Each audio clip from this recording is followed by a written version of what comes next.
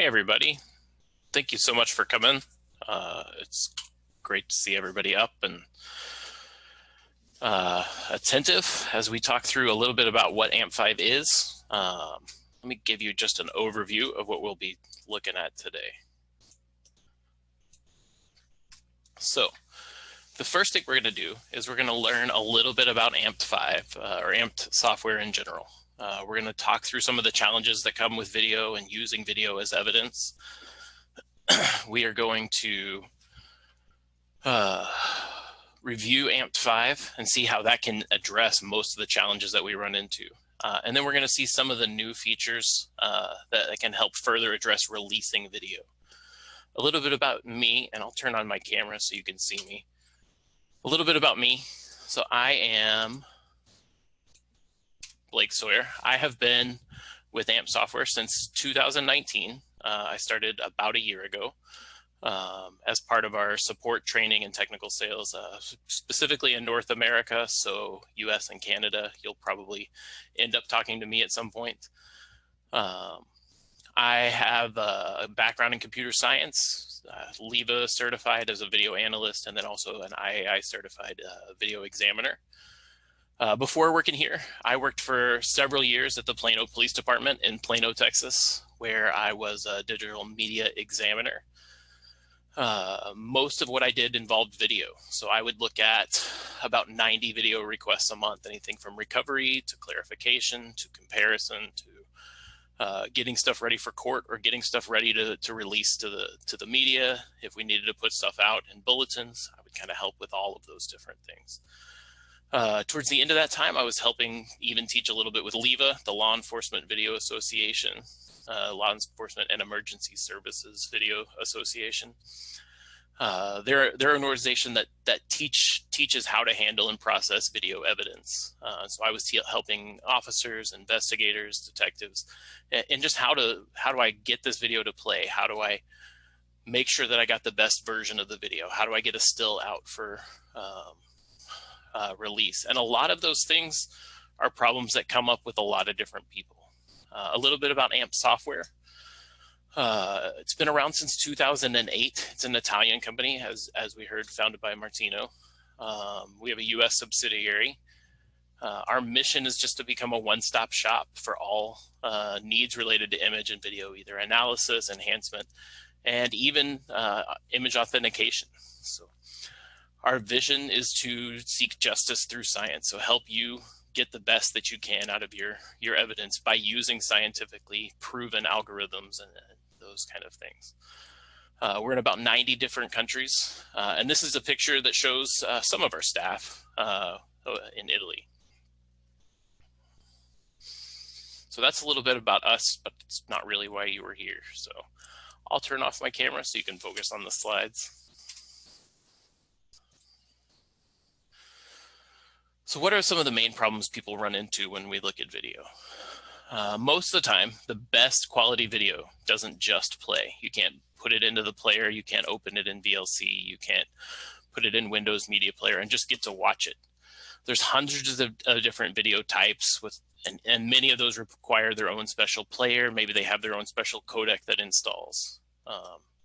And that's not a big deal if you have one system that you're working with, if you're the store owner. But if you are a law enforcement agency or a forensic laboratory and you've got hundreds of these different players or codecs, they may interfere with each other, or they may end up giving you a little bit of issues just getting them to play, especially if you don't have admin rights to install them. It's hard to use those players just to get the cleanest images out, or maybe create a clip without losing any quality. And a lot of times those players don't give you the ability to clean up the video well. And if it does, it's not going to be something that allows you to see what you did later and be able to reproduce that. There's also a growing need just to be able to redact information to release a video, or even annotate and say, this is something that I want everyone to pay attention to. So inside of 5, we handle a lot of different proprietary video formats, but these are some of the ones that you may run into out in the field. You could get anything that has this weird extension at the end, a .dvr or a .dat. Even some save a file out as an executable so that it plays without having to install anything, but it is still playing inside of its own player. And so these can tend to be a hindrance to being able to get the best quality out. As a result, we've seen sometimes where somebody may take an image that wasn't processed correctly, or maybe they just took a screenshot from the player, or they end up taking screenshots of the screen with their phone or another camera, and that can kind of create all of these artifacts that are inside of the video. Makes it more difficult for these to be cleared up. Here you could see, because of an analog artifact, you're not able to see the logo that's on his shirt. But if we could clean up that artifact, we'd be able to see his logo quite a bit better. And yeah, sometimes we have videos that people just take pictures of the screen with their phone, or they use they use the player, but then they do a screen capture. And so you get additional information that wasn't there to start. Sometimes you do get a video that does technically play inside of a player, but it doesn't play correctly. And if it doesn't play correctly, it's not putting all of the information in the right spot at the right time. So to get around that, there's been kind of this toolbox approach in the past. So everybody has a lot of different tools to accomplish a lot of different processes. Maybe you have a video converter for all of those proprietary videos just to be able to watch them. The ones that you can't get to convert, you have to create, like using a video capture software. Then you have a special player. Maybe you have another tool to write out the video, or maybe a couple of those could be combined. Being able to do some image clarification, to be able to use a video editor to align videos, to put 2 or 3 videos together. A tool to be able to look inside of the metadata at what's happening inside of the video and how the video was created. Maybe another tool for audio redaction and another tool for exhibit creation. So I've got to create charts for court, or I've got to create slides that I need to put out. All of these in the past have been through several different tools. What we've done is we've kind of taken all of that approach and said, what if we could take all of those tools and put them inside of a single tool? And really, we have a couple of different options when that comes along, and they're geared towards the end user. So, for example, first responders, detectives, people that aren't going to spend a ton of time looking at video, Amped Replay is probably the right option because it allows you to do most of the common tasks that you're going to need to do. If you need to spend a little bit more time with a video, then maybe Amped 5 is the next solution. It's going to have all of the features that are inside of Replay, with a few other things to be able to do some image and better video clarification and enhancement products.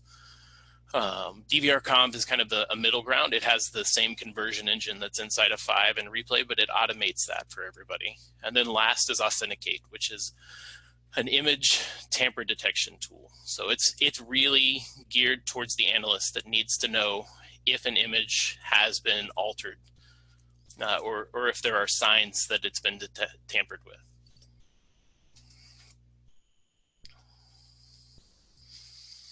So just a quick summary about Amped 5, which is the tool we're going to focus on and spend most of the rest of the time looking at today. It has about 110 different filters to allow you to manage the whole image and video analysis, all the way from retrieval and playback to production of product for court. It's an all-in-one tool. It's got everything that you need for restoration, enhancement. We'll look at measurement a little bit. We'll look at redaction. We'll look at the reporting side of it. And it follows a scientific workflow so that you can get a full report of everything that you did, so that it can be reproducible by you and it can be repeatable by someone else. The best part is that there's no need to install any third-party software, no additional tools. Once you have 5, you have everything that you will need for your video playback, conversion, and enhancement. So just an example, If I have a single frame of video, like the one on the left, you'll notice it's dark. There's not quite enough information, but because this was a video, if I can stabilize that license plate and put it in the same spot, adjust the levels so that it's easier to see, and then average all of the noise out, then I can get a really good result of that vehicle. The good thing that it's not just me telling you what happened. I can also look inside of my AMPed 5 report, and I can see the version number of the software that I used. I can see any images that I create. I can create my own text inside of my report to say, this is what I did, this is what I found, and include that in a report. And then I have my full chain of everything that I did to get the best picture quality possible. Inside of that report, it also covers the exact settings that were there for every single step, so that those could be repeated, those could be reproduced at a later date. Even if somebody was using some other software to do some sort of like local stabilization or some sharpening or some frame averaging, they could go back and see my process and be able to repeat that. And then the last thing that we'll look at towards the end of today is the ability to apply redactions to remove information that's not important, not just from the video. So here you can see I've blurred out some of the video, but also with the audio. So the audio stream is something that's been new in the last couple of versions of 5, and we've worked really hard to make improvements upon this, and including the ability to remove sections of audio so that you don't have to bring something into another tool to be able to do audio redactions.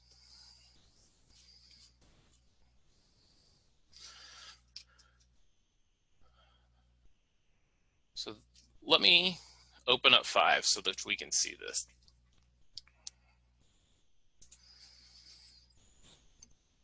So one of the first things we'll do is we'll notice that if I've got a video, here I've got the theft video. It's got this weird extension at the end. It's proprietary video. When I bring it into 5 recognizes that video format and opens it up so that I can play it right away. This is kind of a long video. It's got 40,000 frames. It's 26 minutes long. But I can see, and I can get this video to play back, and I can get to the part that I need to. Say I want to follow this guy. Where'd he go? This guy that walks around over here. If I want to put this out to somebody else, for someone else, it's really just as easy as, now that I have the video loaded, I can use this convert DVR option and take that proprietary video and do a stream copy. So it copies all the information out, puts it inside of something now that is playable for everyone else, and loads that back into 5. If I go back to my folder, you'll see I have the bowling video that was proprietary. I have this bowling video that was stream copied and converted. And I have a log that shows exactly what happened with that video to get it converted. This video will now play inside of, we'll see if it'll play inside of Windows Media Player. Yep.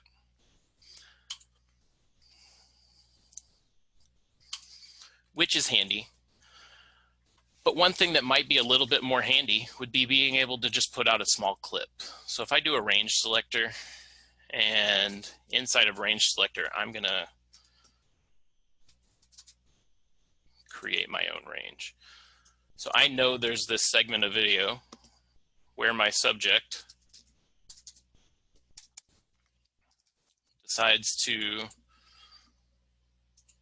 scope out the scene. I'll speed it up a little bit. Waits for his moment. And then he goes in and tries to steal a purse. And I have that clip. I want to be able to put that out. There's a couple of different ways that I can do that. The easiest and fastest way for me to do that is to use this lossless trim button that showed up in Range Selector. Doing that really quickly makes a clip now that only has that. Remember, it's playing a little too fast. And if I go back to my folder, now I have that trimmed version that only has the segment that I want, and I can put that out as a bulletin. I can put that out on my social media, whatever I need to, because it's going to play anywhere.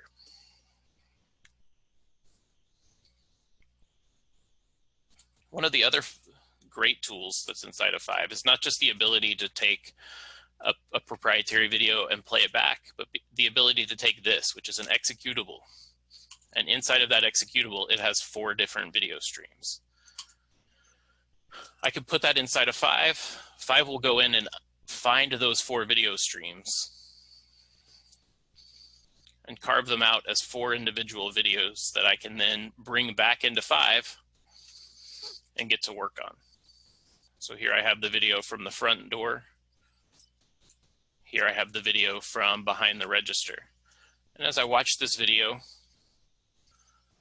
we'll note that I have a robbery that happens. And if I need to release this video, I may need to redact kind of the personal information of the person that's here.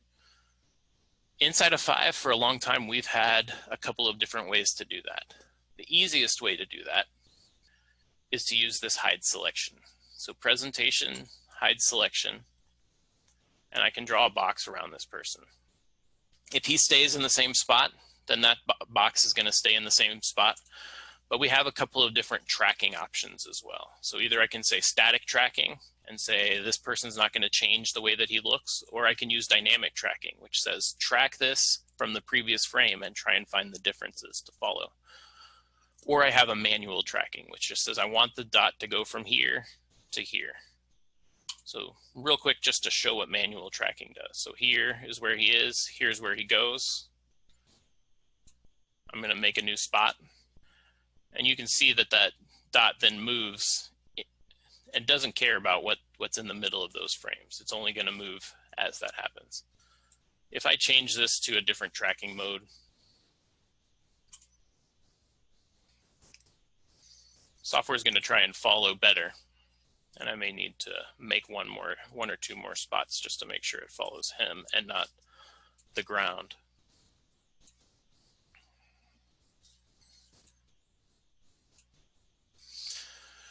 And it does a pretty good job of following him.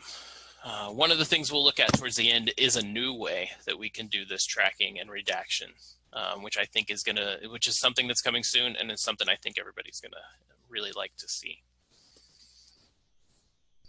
But I can do the same thing that I did before. I can create a clip. I can use my range selector. So here I just want to do this small range right here. Range selector. And if I want to keep that redaction that I put in, then I can say write video writer, and I can choose how I want to put this out. If I want to put this out as an MP4 and I want to use a really high quality, I can choose a high quality version of this MP4 to make sure I don't lose any of the information when I'm sending it out. We'll just leave it on default for now, which does a really good job of getting a playable video that has kind of a minimal loss in quality.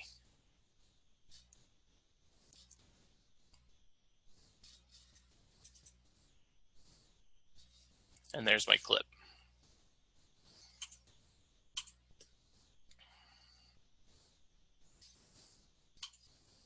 Let me make a new project.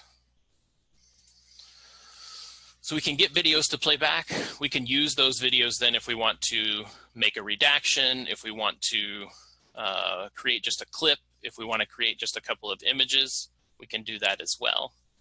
But one of the things that's really handy is the ability to process a video in real time. So here I have a video. Turn the sound off for now.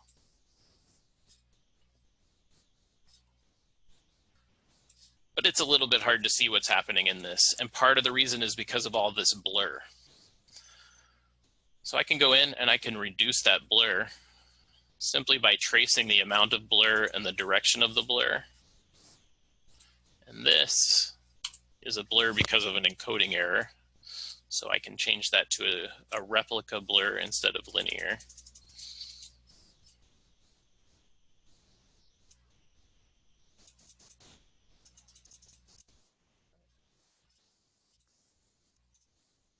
Get the angle just right.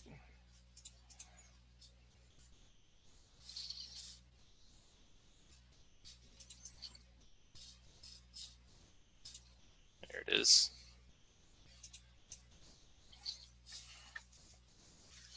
And now I can see that text quite a bit better to be able to say what it is that was being communicated in this text. And this is a common problem because a lot of times people won't let you have their phone, but they'll let you take a picture of it. So if I have that blur, I can correct for it. I can do this compare original. So I can see this is where I started. This is where I ended up. And I can use, just by hitting the M key, I can create a bookmark. That bookmark is going to allow me to change this and say this is the clarified text message. And if I want to make a comment on this, I can come down here just by clicking on my bookmark and then coming down here and saying, this looks a bit suspicious. I think that's how you spell suspicious. And then when I go to create a report, I'll just actually, let me do one other thing. Because in my report, I don't want to have just,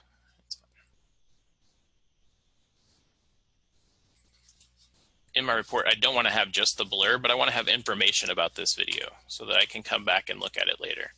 So I've got all of the data, the metadata now will show up inside of my report, as well as a hash for the video, which is kind of a digital fingerprint that tells me what's happening inside of this video.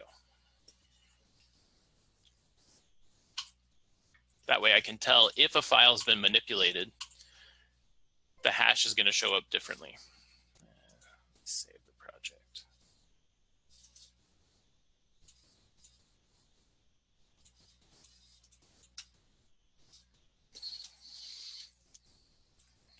So now I have that image. The text that I wrote for my bookmark shows up here. The text that I wrote for the description shows up at the bottom of my image. And then I have my full chain that shows up for my report. I'll just go to the different sections. So if I want to see more about the file information, I can see everything that shows up about the file. I can see how big the file was, how many color channels there were, the resolution, what that video was supposed to play back at. I have my hash file that gets saved inside of the report. And then everything that I did inside of the video, my motion deblurring, here's the parameters for my motion deblurring. And then I also have some documentation so that this isn't just some new and novel approach when it comes to clarifying an image, but you'll see this is the research that went into how this tool was used. And this is the documentation that shows why using a motion deblur is a valid form of image clarification. One of the things I really like about the hash file is that if I have this hash and I save this file, then the next time I open this file, it's going to rerun my hash. And it's going to make sure that the file that I'm looking at is the same file that I looked at last time. And if it's not the same file, if something's changed in it, maybe there was a copying error, or maybe somebody tried to change something inside the video, using the hash code will let me know that something has changed from the time that I opened this last time.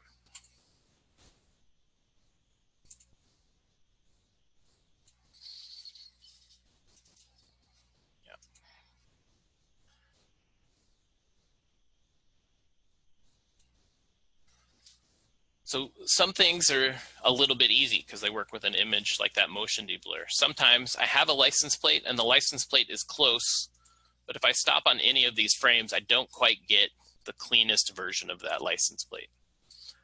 So what I can do is I can use a stabilization method. Here I'm going to use perspective stabilization, which is one of the newer methods of stabilization inside of 5. I'm going to draw a box around something that's in the same frame of video. I'm going to give the software a little bit more than just the license plate so that it sees a few different points of contrast. It's able to track a larger thing other than just a white box. And now when I hit apply, the software thinks for a second or 10 seconds.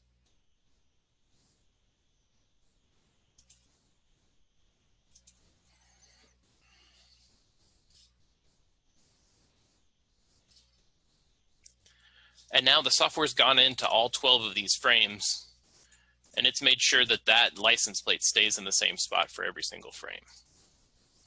You see how it moves the rest of the video to make sure that that stays in the same spot. What that's going to allow me to do now is maybe I want to make that image a little bit bigger. So I'm going to use Perspective Super Resolution.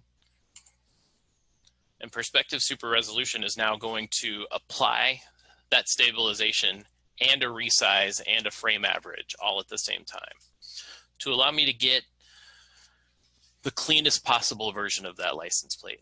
Maybe I want to sharpen it a little bit, and I can allow it to refine where it puts those pixels when it resizes.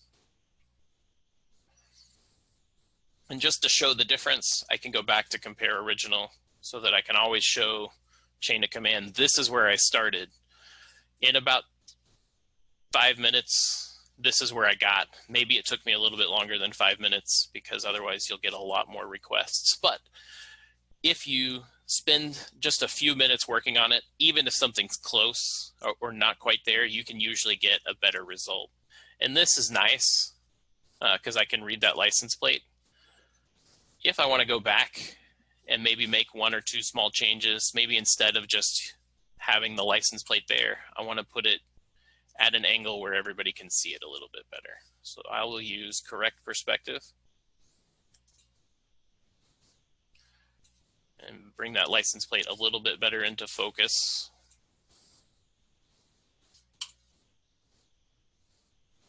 Maybe even refine that so it's not misshapen.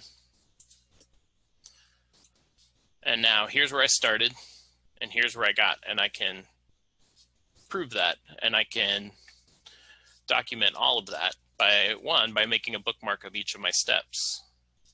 So here's a bookmark, here's a bookmark, here's a bookmark. Save the project. And when I generate my report now, each of my bookmarks that I created show up inside of 5. And all of my chain shows up there as well. So that I can repeat this, I can come back to it later, and I can use each of those if I need to. One of the things I really like about creating a report like this is I can go into that folder that I just created, and I've got the individual images. So if I only needed to send out this image to go out to patrol, now I've got that single image that I can output, that I can show, that I can email to whoever I need to. It's right there next to my report, because when I generate my report, it also exports all of my bookmarked images.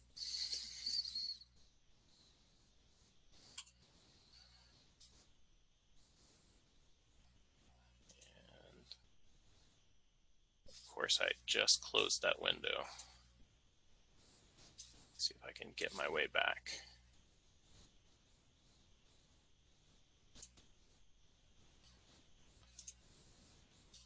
Yep.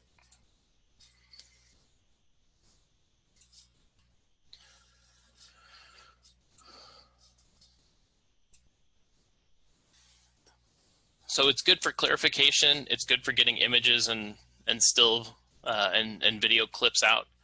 But there's a lot of things that go into 5 that maybe are a little bit underutilized. So here's a case that I worked a while back. This was he employed evening workers, and one of his evening workers was getting her nails done before she went out to work that evening. And I need to be able to get some better information about this person, because what happened inside of this nail salon was the 2 of them caused a little bit of a scene, which led to an assault. And so we need to be able to identify and locate these people. First thing I can do is notice that sometimes some of my lines are not quite straight. So I can use 5 to correct for that by going in and telling it what these lines should look like.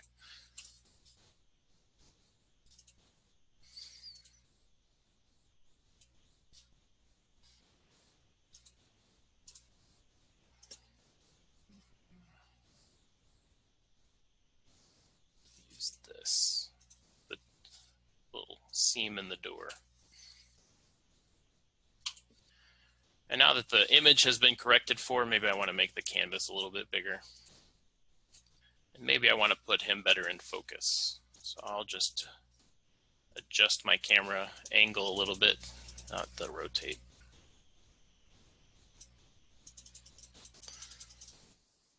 To get the camera to where he's now in the center of it, he's more in focus, and now all of my lines are also straight. And now I can go in and maybe make a measurement to be able to tell the software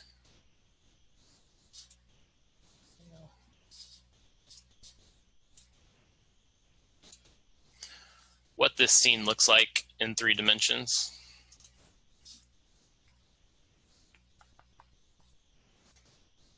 I don't know that I trust that rug to be straight, but hopefully the tiles are.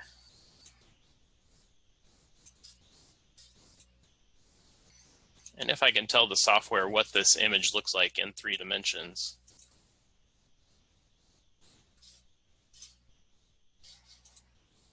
then it can create a vanishing point. It can better understand how this scene is oriented. And I can create a measurement for that.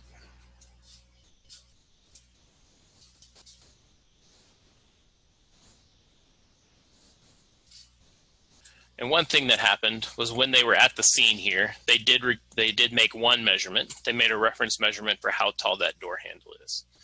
So I go to the door handle and I tell the software that from the ground to the door handle is 38 inches. Then I can make a reference measurement and say from the top of his head, that's not quite the top.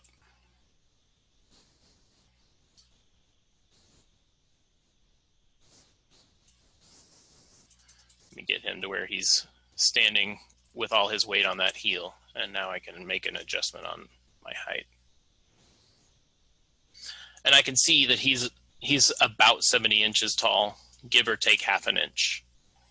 So if I have a reference measurement on the same plane, now I can go in and I can make that measurement, understand how tall he is, and put this out as a qualifier, be able to say this is an approximate height of the person we're looking for. All of this will then show up in my report so that I can put this out and get that to clarify.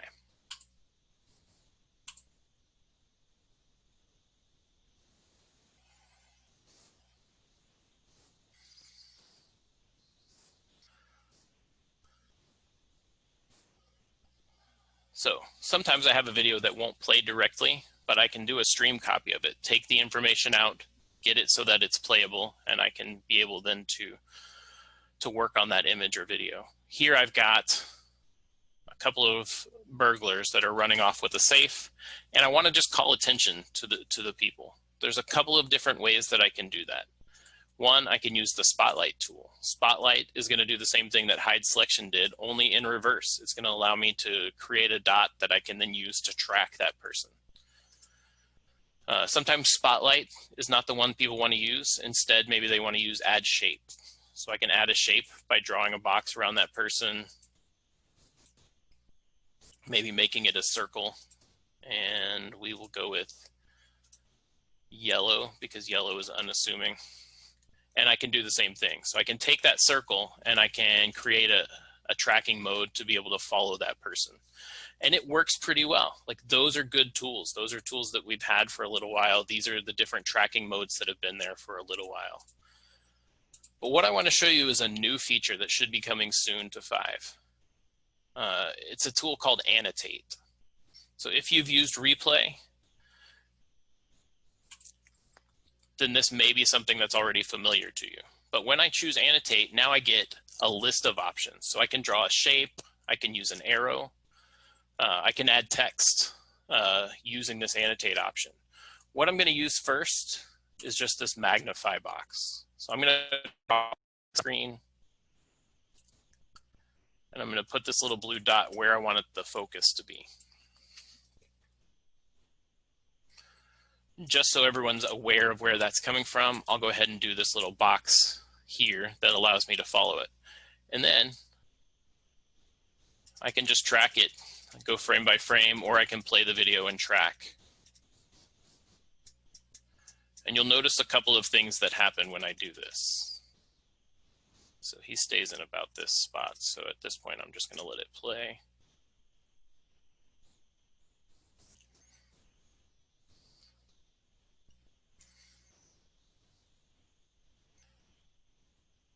So I have that video, I have the section that I want, and I have this kind of zoomed in version so everyone can see it. I'm going to pause it there. And one thing you'll notice is this little the red line that showed up at the bottom of my display. This red line is tracking and saying how long this magnify tool is open. When I close the magnify tool, now it's kind of rendered that out. And when I hit play on my video, it followed what I did with the mouse, and it kept track of where I kept my mouse as that video was playing so that I could create an enlarged version and show what's happening from frame to frame. The same thing can happen with an arrow. So if I go to this spot before he shows up and I want to call attention to this white stripe that shows up on his pants, we'll use a different color. Remember, yellow is unassuming. And I'm just going to draw an arrow.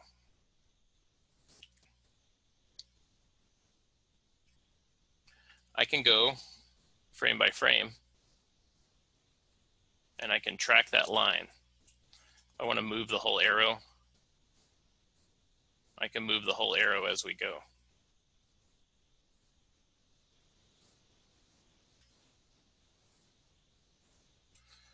And when I'm done, now you see I've got this yellow segment here.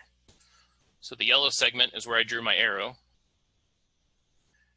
The red segment is where I had the box. And so each of these tools can be used, they can either be used on top of each other. You can have a single annotate if you want to follow a single subject and have all of the text and all of the images and all of the arrows follow this person.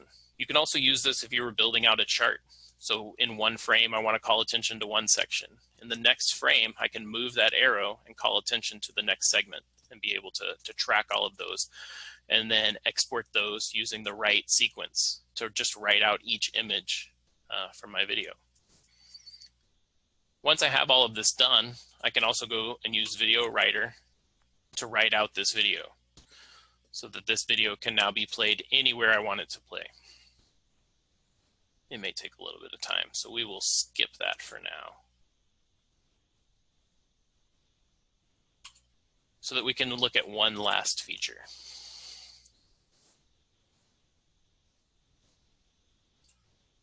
So I've got a video that I got through a public request. So this is a video that shows a scene, and inside of it,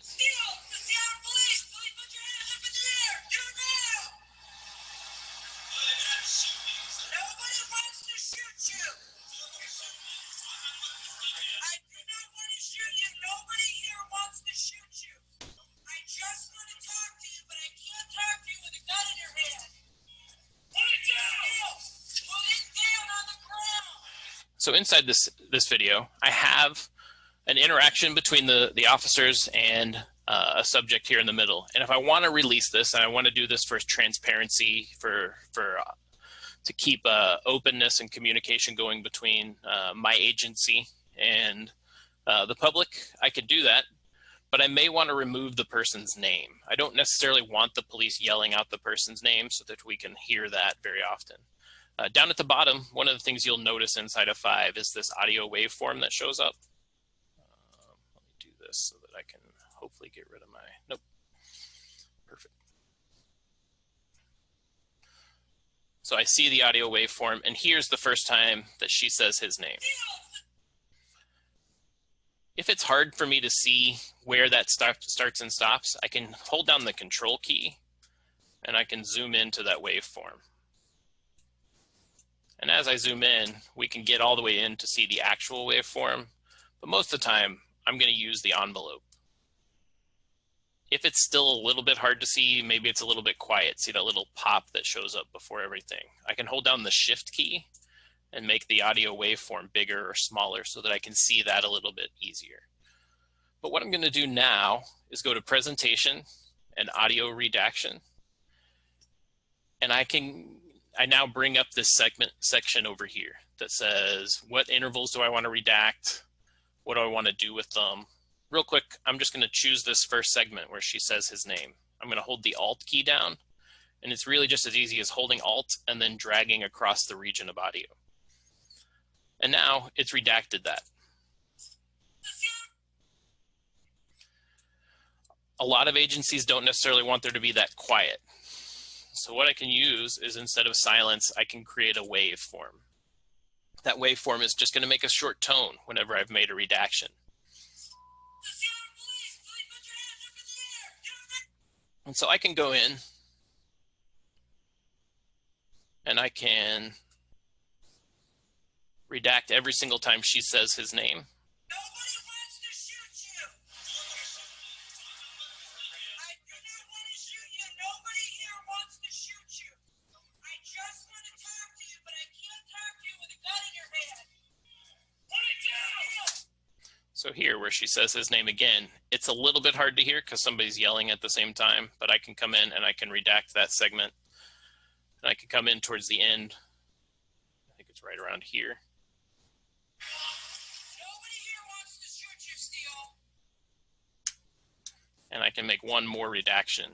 And now I've quickly redacted all 3 times that his name is said inside of this video. Every single time that I made a redaction gets documented inside of my audio redaction filter. And when I go in and say to write my report, let me save this project. It's fine.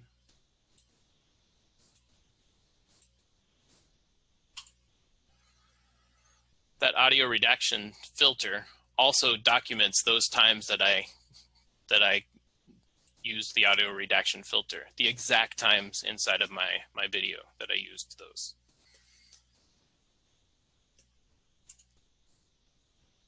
So really quickly, we can take this video that needs to go out to the public. I can redact the segments there, and using the annotate tool, I could even come in and use the hide selection to blur the person in the background. And I can go frame by frame,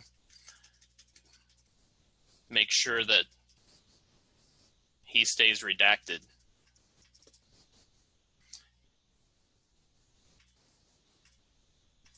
That'll be good. And then when I write this video out, all of those settings get saved. The audio redaction is saved. The video redaction is now saved. And I can create a video clip that I can share either on social media, or I can send out to the media, or I can just have on my website for that transparency that we're aiming for.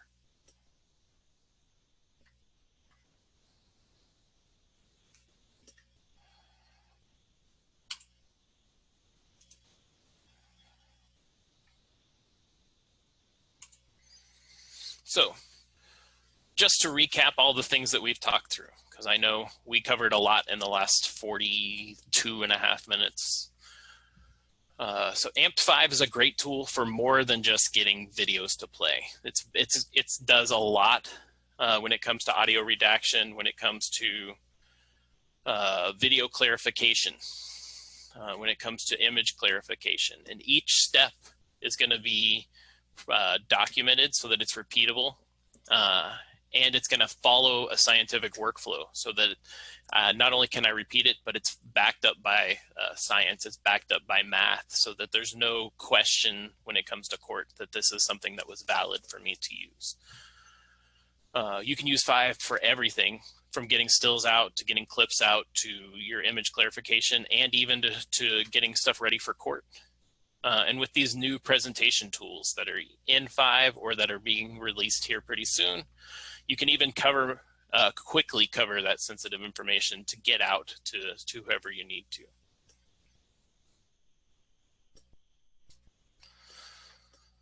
So hopefully that was a helpful little bit of time for you. If you guys have questions, I'm happy to hang out. We can talk through them a little bit.